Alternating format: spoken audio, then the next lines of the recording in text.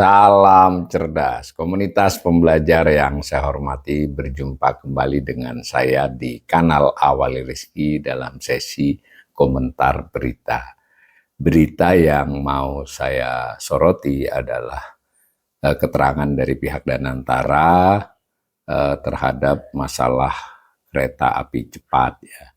Saya pilih dari Bloomberg Technos, judulnya Kata Danantara soal kerugian konsorsium KAI Wika di proyek WUS. Nah, ditayangkan pada tanggal 1 Agustus malam ya, jam 7:04.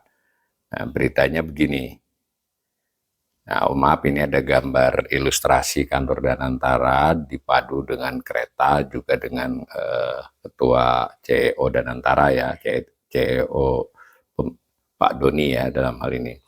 Nah, beritanya begini, Chief Operating Officer Badan Pengelola Investasi Danantara, Doni Oskaria, mengakui beban keuangan proyek kereta cepat Jakarta-Bandung ya, atau WUS ditanggung oleh pemegang saham dalam konsorsium PT Pilar Sinergi BUMN Indonesia PSBI.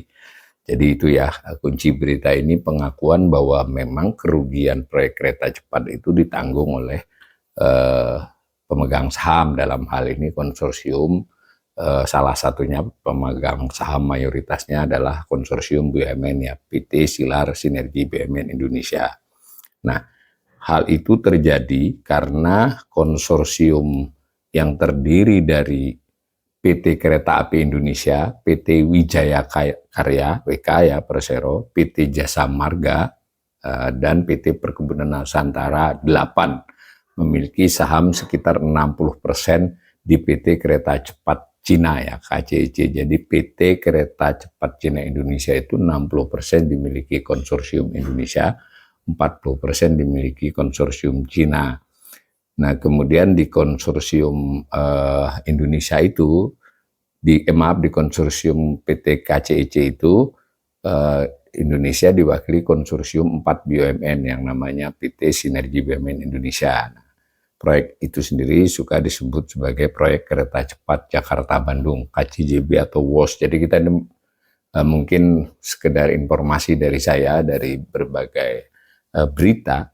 Jadi kita bedakan dulu, yang pertama kalau proyek keretanya suka disebut proyek kereta cepat Jakarta-Bandung. Nama populernya WUS, itu jadi nama proyeknya ya.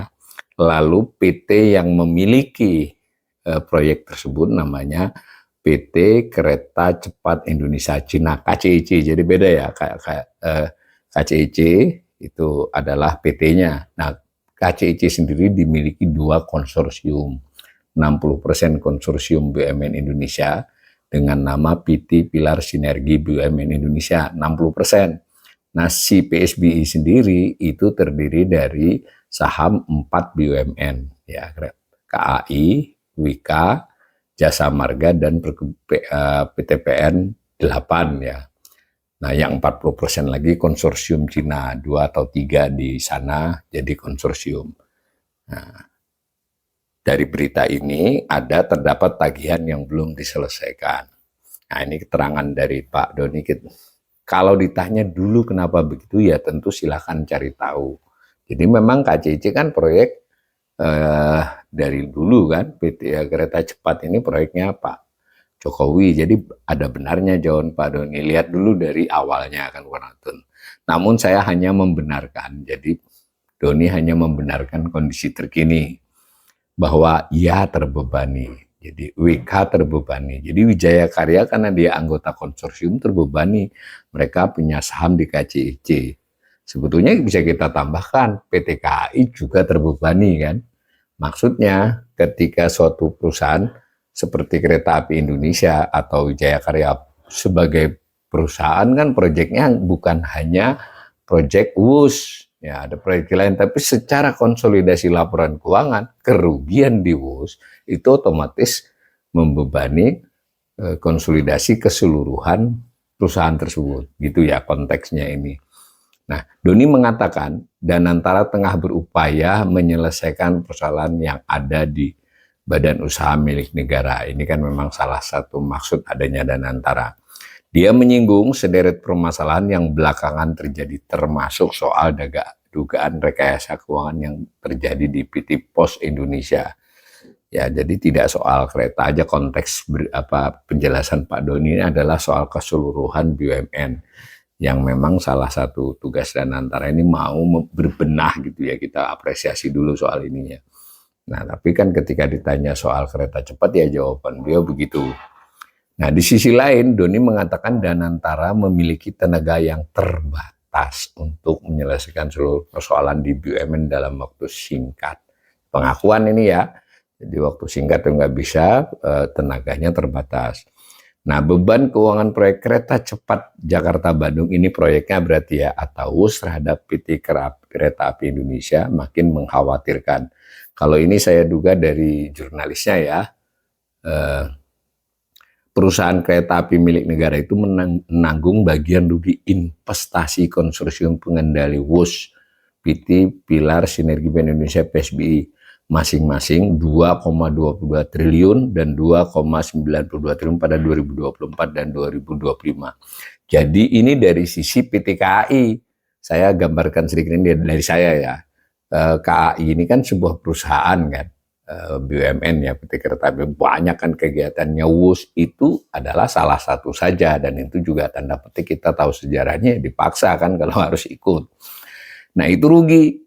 Gitu. Ruginya itu kan membebani bagian rugi dari WUS itu ada bagian kerugian yang ditanggung oleh KAI, nggak seluruhnya sesuai dengan tadi konsorsium tadi kan.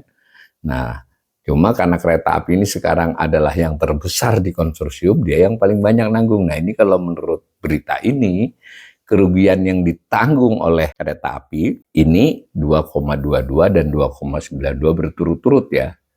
Nah, lalu diberitakan lagi saldo investasi KAI yang sempat mencapai 7,72 triliun setelah setoran tambahan 2,7 triliun pada 2024, belakangan sisa 3,24 triliun pada akhir 2025. Jadi memang kereta api Indonesia ini pada tahun 2024 itu disuntik modal ya. PMN, penyertaan modal kepada PT KAI, bukan kepada WUS-nya ya, tapi kan si KAI-nya punya modal di WUS, dan pada waktu itu kan ada keharusan untuk menambah porsi ya, akibat cost overrun, meningkatnya ongkos, biaya keseluruhan pembentukan proyek tersebut. Masing-masing pemegang saham diminta store. Nah ini dari duit yang dikasih pemerintah itu, KAI store, ini penjelasan angka-angkanya. Nilai investasi KAI yang menguap sekitar 4,48 triliun. Jadi karena rugi kan dia berkurang itu nilai buku kepemilikannya di WUS. Jadi 4,48 triliun mencerminkan rugi yang mesti ditanggung perusahaan setelah menguasai 58,53% saham PSBI. Jadi dia mayoritas ya. Dahulu leadernya itu WK. Ya, Wijaya Karya. Di tahun 2024 berbalik, jadi si yang menambahi banyak di saham, karena yang penting kan si konsorsiumnya itu yang menanggung rugi, konsorsium BUMN-nya itu, yang Cina ya Cina. Nah maka yang diberi tugas itu KAI yang kemudian ditambahi modalnya, lalu setor modal lebih banyak, sehingga porsinya KAI di konsorsium itu jadi mayoritas. Jadi dia yang pemimpin konsorsium PSBI ya, konsorsium BUMN. Nah, belakangan manajemen KAI turut membentuk cadangan penurunan nilai investasi atau impairment sekitar 1,55 triliun. Ini dari jurnalisnya ya, jadi saya menginterpretasikannya begini. Bukunya KAI kan dia juga harus laporan tiap tahun sebagai perusahaan. Nah, karena nilai investasi dia di WUS itu turun secara nominal, porsi dia naik, nominal turun karena dia sempat nambahi, lalu dalam buku 2024 dan 2025 menurut aturan akuntansinya dia harus mengimpair, jadi mencatat CAKPR namanya catatan atas cadangan kerugian itu semacam itu, diimpair Badim CLPN itu bisa di neraca, saya tidak tahu persis ini, mungkin sudah karena sudah terjadi ya juga ada di laporan rugi laba. Sehingga dia mencatatkan rugi ini, seperti itu. Jadi mungkin, tapi yang dalam berita ini ruginya segitu, berarti kalau cadangan penurunan nilai ini di neraca ya, di aset ya. Jadi asetnya KAI juga sudah harus mengurangi 1,55 triliun. Karena nilai investasi dia sebagai salah satu jenis aset itu turun. Nah, beritakan lagi, adapun PSBI mencatat rugi 4,98 triliun sepanjang 2025. Nah, tadi dari 4,98 ini bagiannya si ini 2,92 ya bagiannya KAI. Kira-kira gitu ya. Nah, naik 18,89% dibandingkan posisi rugi tahun sebelumnya 4,19 triliun. Jadi kita dari berita ini juga tahu nih, 2 tahun berturut-turut ini bos ruginya gede ya. Maaf, PSBI-nya bukan keretanya. Si kerugian yang ditanggung oleh konsorsium ini tadi. Besaran rugi itu berasal dari beban bunga utang jumbo dari China Development Bank (CDB) dan selisih kurs yang diteruskan KAI untuk menutup cost of run proyek kereta cepat. Jadi ini bisa terbayang oleh pemirsa ya. Mungkin kalau operasionalnya penumpang dikurangi operasi masih laba. Tapi karena beban si kereta cepat ini ada beban bunga yang akibat waktu itu terjadi cost of run, selain utang lama tambah utang baru, kurang lebih begitu. Tapi yang mau saya garis bawahi pengakuan dari Pak Doni dari Danantara bahwa ya ditanggung, maksudnya itu menekan pada anggota konsorsium. Nah, saya garis bawahi yang KAI.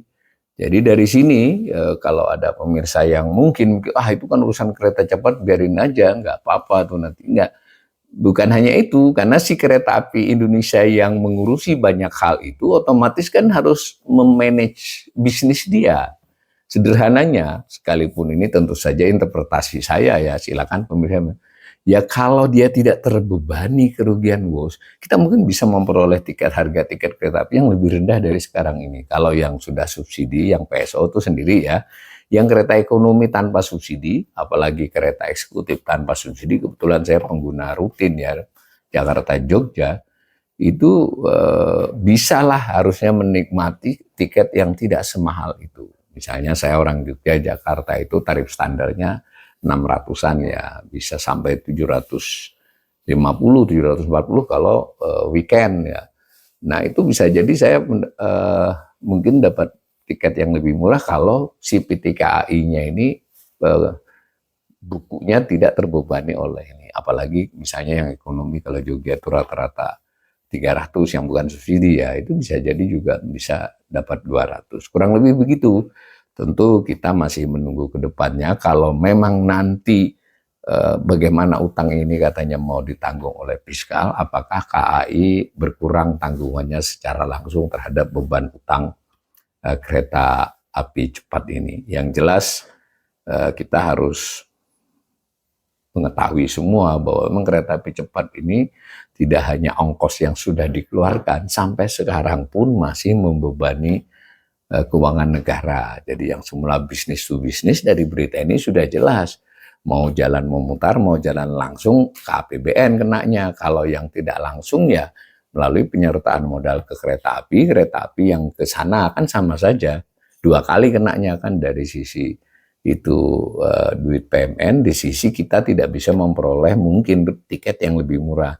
Kalau sekarang, kalau nantinya Pak Purbaya akan ada rencana untuk ada vehicle khusus untuk menangani utang, berarti beban kereta api berkurang, tapi beban APBN meningkat secara langsung atau tidak langsung lagi karena pakai vehicle. Intinya sudah jelas kereta api cepat itu sampai sekarang membebani dan di prospek ke depan pun masih akan membebani.